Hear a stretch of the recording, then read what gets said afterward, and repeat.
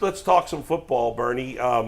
We were just talking about the fact that Deshaun said the Kevin Stefanski said Deshaun was going to play in the third preseason game. Deshaun apparently today said he didn't realize that was the plan. Is that odd to you that there may be a lack of communication between the two? You know what? As I was coming on over here and listening to Deshaun's press conference today, to kind of hear him say that, I actually think sometimes when you are doing interviews post a practice or pre-practice like that, and you're kind of answering questions, I'm not sure sometimes you've really thought through all your answers and stuff, because you're really thinking of the plays and you're thinking of what you got to do in the course of the day. Right. So I was a little surprised to kind of hear that. And again, I made a mistake when I was playing. And granted, we're talking about the 80s and early 90s, but I needed to play in the games. I needed to practice a lot. It probably shortened my career in terms of the excessiveness that you threw and did in preseason and needing to take some of those hits. So I needed to want to practice and talk about the actual exhibition games, because as a QB, you want to simulate live game activity no matter what, but really, unless there's the threat of death, unless there's the threat of getting run over by defensive end, the ramifications of a blitzing defensive back decapitating you, that really isn't going to happen unless it's practice, or unless it's a real game. And that type of mindset, I needed and wanted to have more of it. So maybe a little surprised that they didn't talk more about it or have it so definitively. But in terms of at least he's playing, I think that's absolutely helpful, especially with the extra time between the third preseason game and the opener.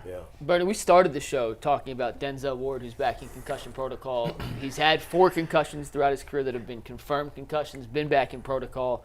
There's the new concussion padded helmets that they're able to wear now.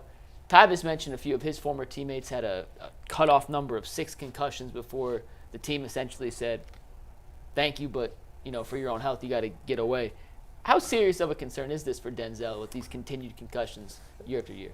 For any player, any guy, these are an issue now. And this is, again, I'm not just trying to sell stuff and promote things now. This is really about almost a sense of responsibility to kind of share some of the things I'm taking and doing to delay some of the inevitable things that are happening with age and stuff. And when I see younger players, like Denzel in particular, having these concussion issues, and we can go back to whether it's college or the rookie year when Greg Williams was kind of yelling at him for hitting with his head. And I kind of looked at it like that's one of the reasons I so love and respect him, is he's fearless.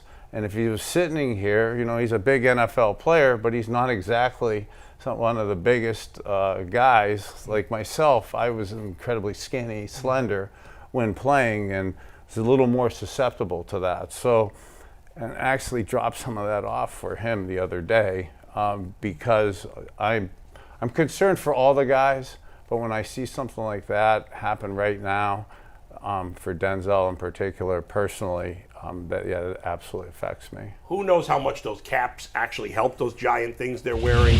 But the players, it just seems like the players, I guess Jonathan Taylor of the Colts is going to wear it in the game, but most of the players, because of how it looks, are probably not going to wear it. So I have a big thing with the helmets, and I actually have my rookie helmet and saw the evolution and growth of helmets in that. And I do think, albeit a little goofy looking, the padded stuff, helps some. And again, I don't want to take up the whole show on science and health and wellness, but the helmet sometimes is irrelevant. And some of my old school coaches believe that the leather helmets actually would be better with the open face mask, because you wouldn't use it as much. Because whether you're using a good helmet like that, a newer helmet with the foam above it, the brain still sits inside your skull with water around the outside. So whether it's getting hit from the outside, the real damage is the brain bouncing up against the skull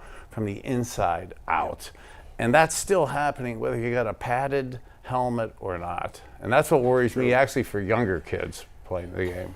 Bernie, when you look at the report came out yesterday that, first of all, did y'all do joint practices when you was playing? Yeah, actually, we did. We would go to Edinburgh College to play Buffalo. Okay. And then very proud to say that I played in some of the first international games ever. And I played in Wembley Stadium in 1989 in the first American Bowl, me and Randall Cunningham, but it was the Buddy Ryan blitz defense with Reggie White, Jerome Brown, Golick, Clyde defense. Simmons, Seth Joyner. Yeah. But fighting, this is probably a bad reflective question here on studio, and hopefully kids are getting ready for school. Back then, joint practices were dangerous. It was a free-for-all. It was flat-out fighting. And with Bud Carson's first year and Buddy Ryan there and who's the tougher defense, it was a melee in Wembley for 4 days of joint fighting. Well, I'm glad you said that because Kevin O'Connell said that the Browns' defense was too physical. Now, if that was your offensive coordinator and your offensive play caller, would you be offended that he said that to a defensive coordinator?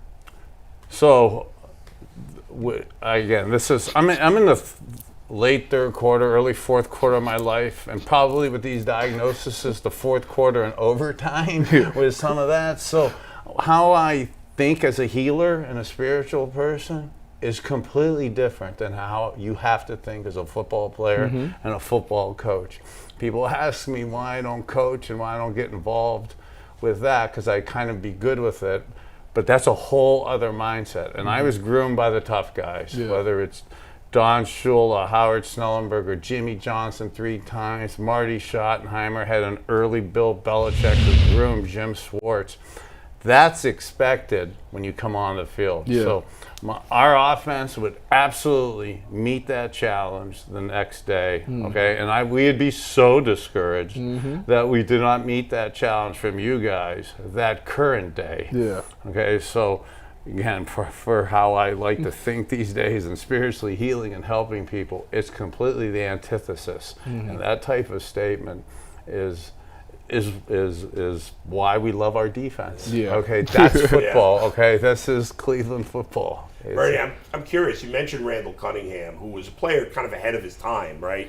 I mean, as good as he was at the time, I feel like if he played now, he'd be Lamar Jackson or maybe even better. I don't know. Yeah, so I have a lot of fun with Randall Cunningham, and I concur with you. Okay, so Randall Cunningham, Steve Young. Oh, yeah. Okay, those two guys, almost a little bit before the Michael Vick, but those 2-3 guys would be just special. They were special. They were special. Are special in the history of the game and in that era. But this era is really meant for those guys. Yeah.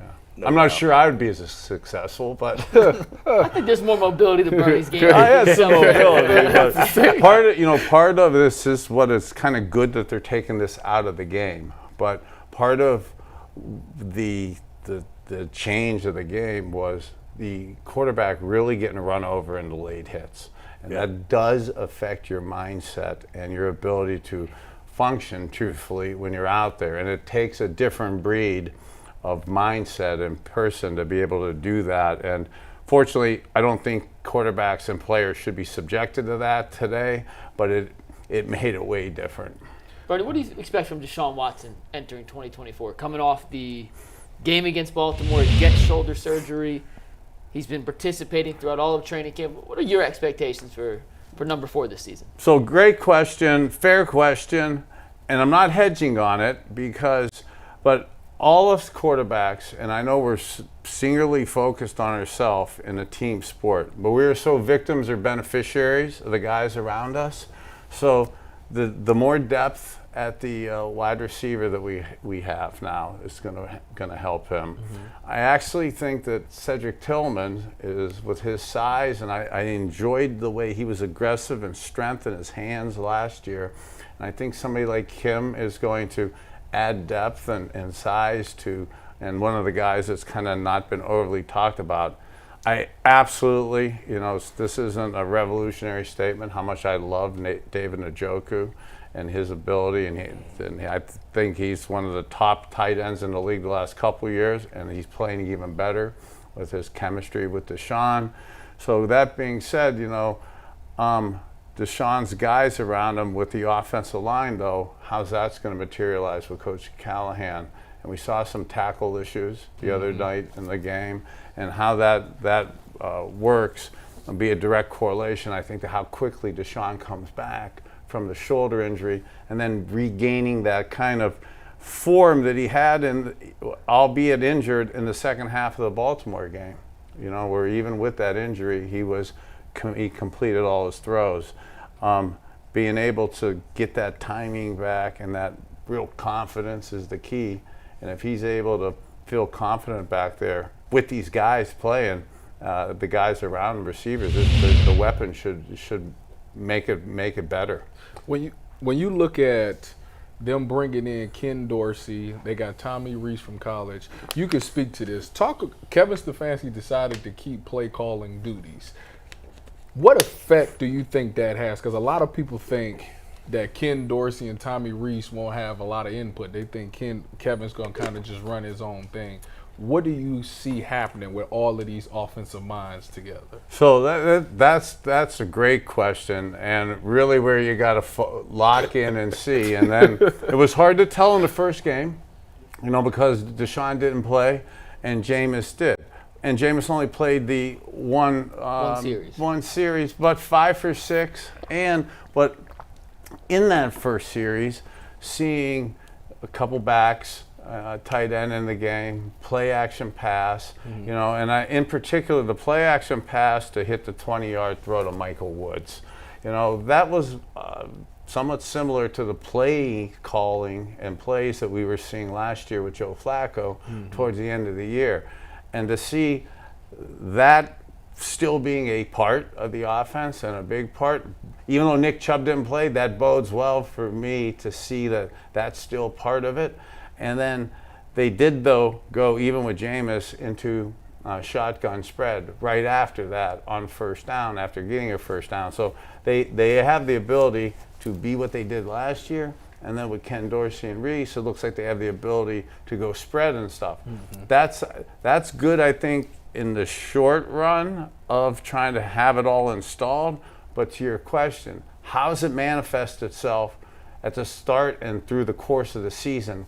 Because it's hard to be all things to all people. Yeah. And you want to really lock in on a couple of things that establish what your personality is. You mentioned Nick Chubb there. We're not sure when he's going to be ready to go. What are your expectations for him this year? Well, I think Nick has exceeded our expectations of him on the field and off the field in terms of just how awesome he is. I could keep going with glowing compliments about him with that.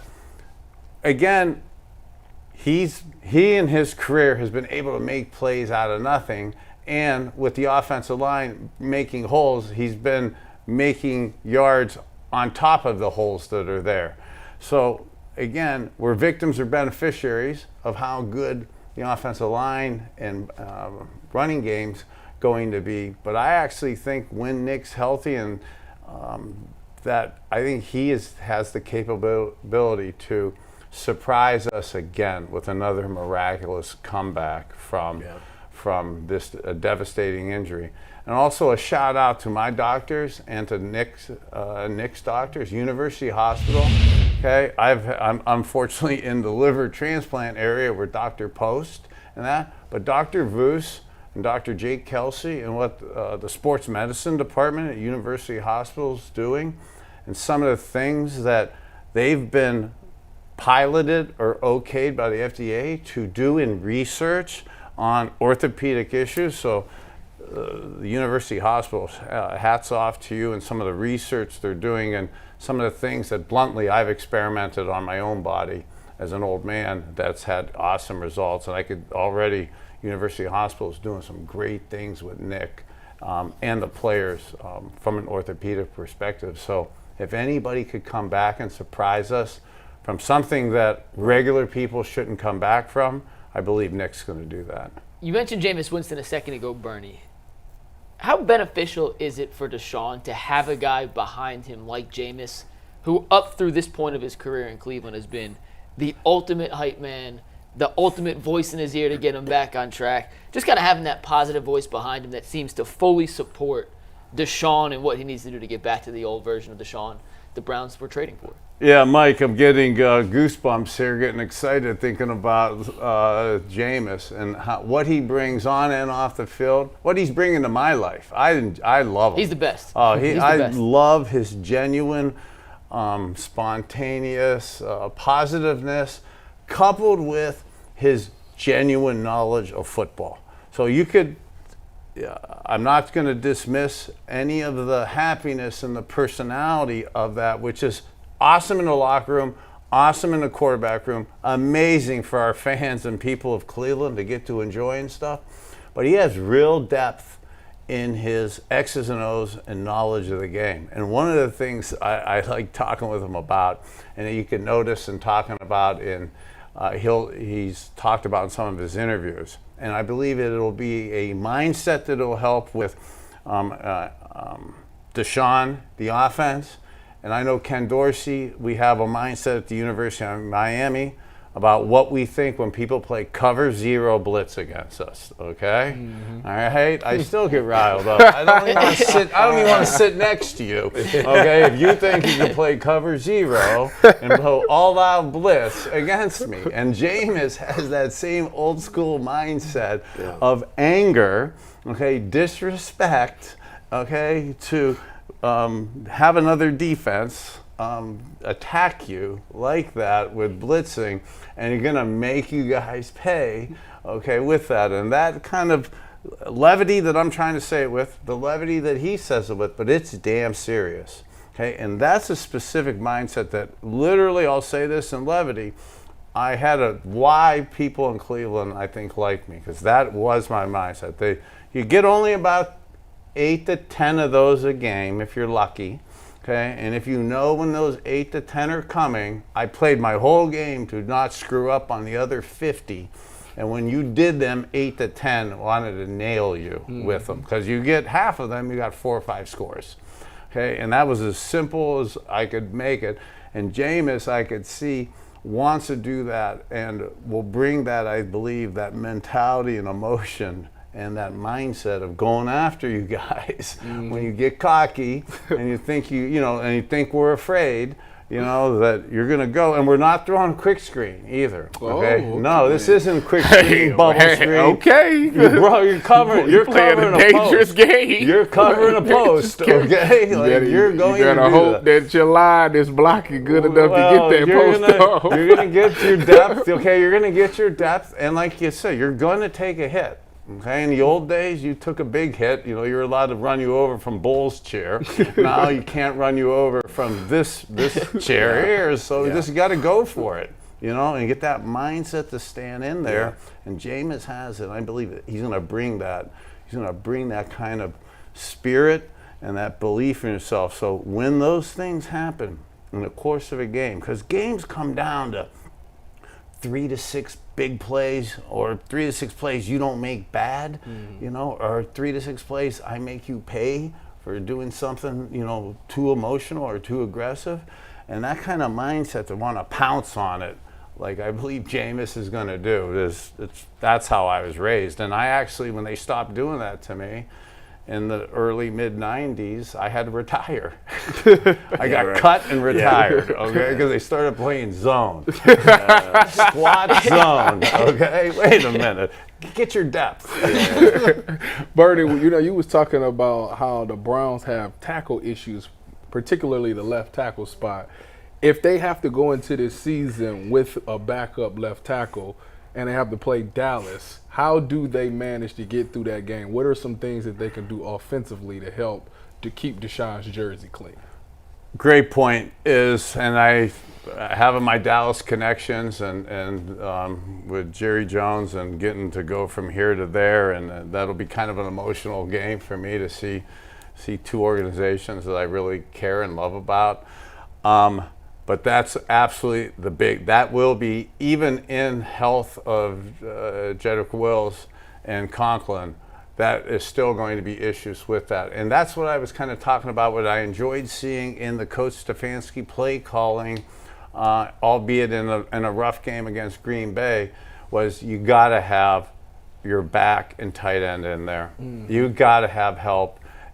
I would try my best not to have the open corner to, or the open side to him. Having a tight end there, and again, it's why I'm a healer now, and I don't really like to get into too hot specifics of my real football mentality, which is different than healing, okay? And what I would do with the way we taught chipping, okay? Chipping and cracking, okay? And there was crack backing and wham blocking. I don't even think you could do that anymore. It's I don't think you can crack back anymore. You can't get you got caught. like set a you pick have or to something. do it right. You have to do it right. Yeah. But all that goes. And again, like you could go to some of my old coaches, you would wham block them on the first play of the game and chip them.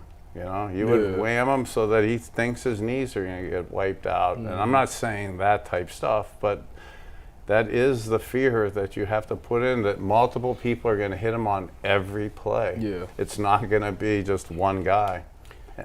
Bernie, going back to Jameis for a minute, I'm curious. I know when you first came into the league, Gary Danielson was there with you, right? And what is that relationship like as a young player, having that relationship with a veteran backup? And then as you get older and become a veteran, how important still is it to have that relationship with the backup quarterback? Gary Danielson was immeasurably the most important person in my transition to playing good winning football at the Cleveland Browns, and then giving me the confidence that I wasn't a whack job when I wanted to throw a bomb every time against cover zero early in my career. If you bumped me or you played cover zero, you got one of two plays, a fade or a post, 100% of the time. You didn't have to study. That was what was coming. Okay, and Danielson taught me that, and he confirmed it in me. And the importance of a backup quarterback is massively essential. Obviously, we say at the beginning of your career, but now, even at the end, but for sure in the middle, we're absolutely trying to pretend we don't need anybody, but we still do. Yeah. And I do the you matter, self-confidence, self-esteem, believing in yourself. You need your backup quarterback, I believe, just like I believe you need your head coach, and we have that here, to fully believe in you, to fully know that he's got my back. Okay, and I know that's kind of why the competition QB stuff doesn't really work, because I don't want to sit here next to you knowing you really want to play and you're going to be taking my spot. And now to have the kind of separation of church and state where Jameis isn't threatening, like Gary Daniel wasn't threatening, and his personality was just so helpful that it's going to, I believe, give Deshaun the best chance to have his own confidence and reestablish himself as a quarterback, having an awesome friend and quarterback like that. And it's still as important, although we minimize it as older guys. It's like we minimize as older men, that we've got everything together. Well, speaking of backup quarterbacks and quarterback rooms, Bernie, we found a picture from your playing days at Miami of a hell of a quarterback room, if Ant wants to pull this up. Yes. Bernie, you want to take us through this picture? And well, first I started out as number one, and with all them real athletes up there, I had to switch to appear bigger and get two numbers on my chest. I look like the beanpole. But that is why I think like I think right there of cover zero and blitz coverage. To have Earl Mauldin, be our first quarterback coach with Howard Schnellenberger, and for Earl Mauldin and Howard Schnellenberger to basically run the 72 Dolphins, the only undefeated team, and to give me that system with these type of mindsets back then. And then to be, look at us, Coach Mauldin and us five guys, and I'm fifth string quarterback there. Mark Richt goes to be ends up being the head coach at UM in Georgia. The great Jim Kelly, who is our mentor, Kyle Vanderwyn, and the awesome Vinny Testaverde. To be hell of a quarterback room. And That's an incredible quarterback room. And to sit in that room, and then for young kids out there and for parents out there, for not quitting, football, sports teaches you so much about quitting, getting up off the ground. But here I'm fifth string there, and I'm thinking I'm going to not make it. I'm going to have to transfer. And I go to Coach Snellenberger. Coach, it doesn't look good for me. You know, it looks like I'm fifth string here. And he goes, you're right, it doesn't look good. Not the advice a young kid wants to have, but he goes, you know, I'm going to give you a chance, and I promise you, he goes, you have to figure out, because you're so slow.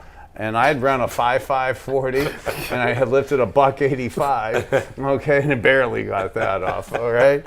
So he goes, you're so slow. He goes, you've got to minimize your limitations, and you got to maximize what you're good at. And he goes, you're smart, figure out the X's and O's. Earl Mauldin's going to teach you. Our graduate assistant coach then was Mark Trestman. Oh. Mark Trestman's now, he's actually coaching. He's in Canada, right? Is he back in Well, Canada? no, he's actually with Harbaugh coaching The Chargers? the Chargers I with know Justin Hebert. Yeah, so like those, he was those guys were my mentors. So to be able to be taught that and to be told that the quarterback's the last guy to decide what the defense is going to run. You get to see the weak safety, strong safety, looking through them to the Mike linebacker, which is a staple in the Miami, the Coach Shula system, looking through the Mike linebacker, through the safety to get that fly that was jumping right in front of you there. So to be able to be taught that as an 18-year-old, just like Bob Greasy,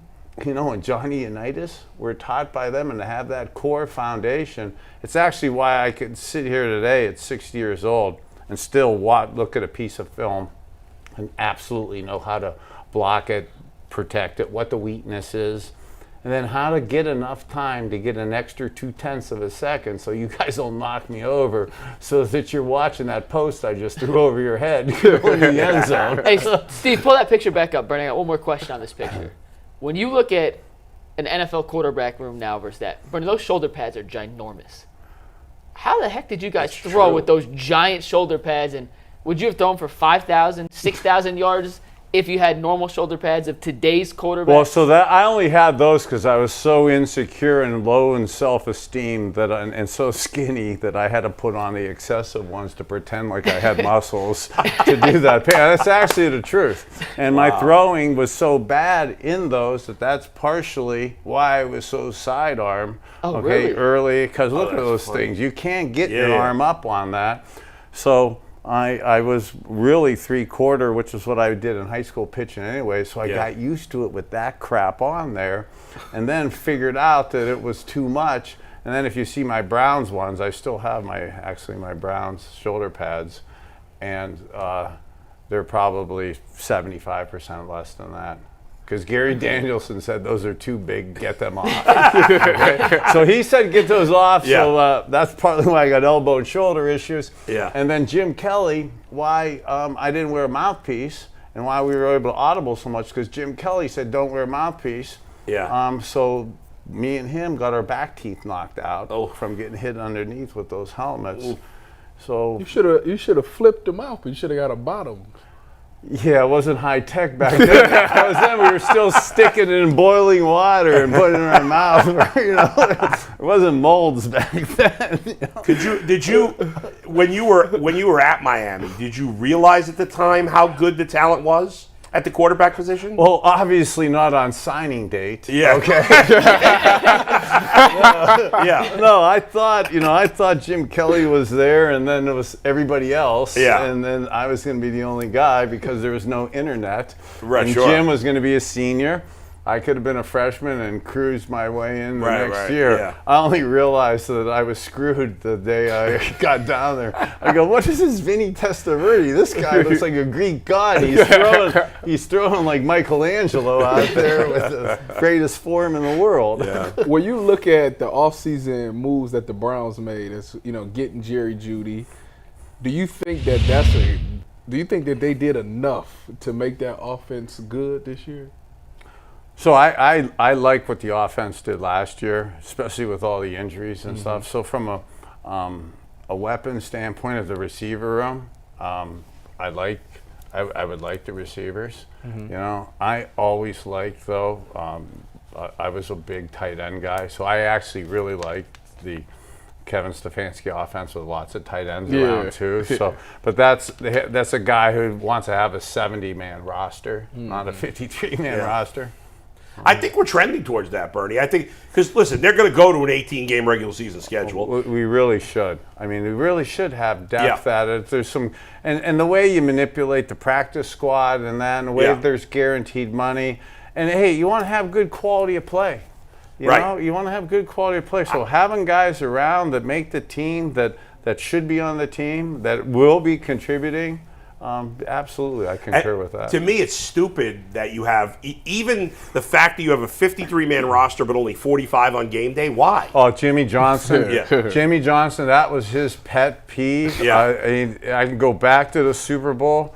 Even to this day, you go, some of the hardest things he had to do, just emotionally, come up and tell you, hey, you can't dress today.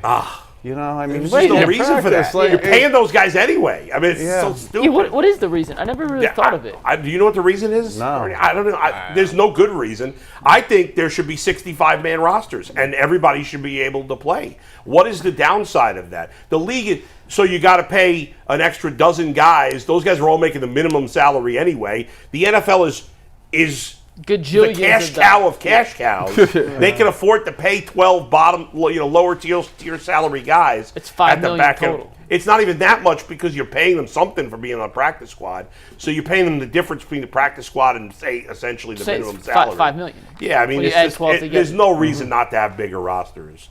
And because it's stupid. How about the playoffs a couple of years ago when the Niners got 2 quarterbacks hurt and they didn't have a quarterback? Which just doesn't make any sense. Well, and to the quarterback question for us, okay, there's really 4 guys, okay, that should be on the team. Okay, so and at the end we probably got 7, 8 DBs that should be on the team. Probably got 6 receivers that should be on the team. You know, you're going to carry more offensive linemen because of the line issues. So, you're going to want to have more of these guys around just for depth and quality of play. And our QBs typically now to expose 1 or 2 of them just to say, because you may only be able to keep 2 for a day or 2, you know, but while you're playing the numbers game. And then you could lose a guy. You know? Yeah, it just doesn't make any sense. I mean, it's almost like you're penalized for having better depth. Well, I feel like it punishes you for drafting well later in rounds. Right. Like for example, like Myles Garrett, a guy who the Browns drafted in the 7th round this year. This corner? From all reports, has been really, really good in camp. He's been balling. But they have so many cornerbacks, and I don't feel like the Browns should be penalized. They're not being penalized, but they're not being rewarded for making a smart draft pick in that sense. Well, they are being penalized. Juwan Briggs, the other guy they took in the 7th round, the defensive tackle, like there's no defensive tackle spot. No, they used to pick on a guy that, unless he had the greatest camp in the world, wasn't going to get a spot over Tomlinson and Hurst and Harris and Jefferson and Mike Hall. I think when they go to 18 games in the regular season, they should go to 2 buys and expanded roster. I mean, they should have already expanded the rosters, but I got to believe they'll do it then. At least 60, if not 65. Yeah, I think you're onto something, Bull. Let's do. Let's go ahead and do it.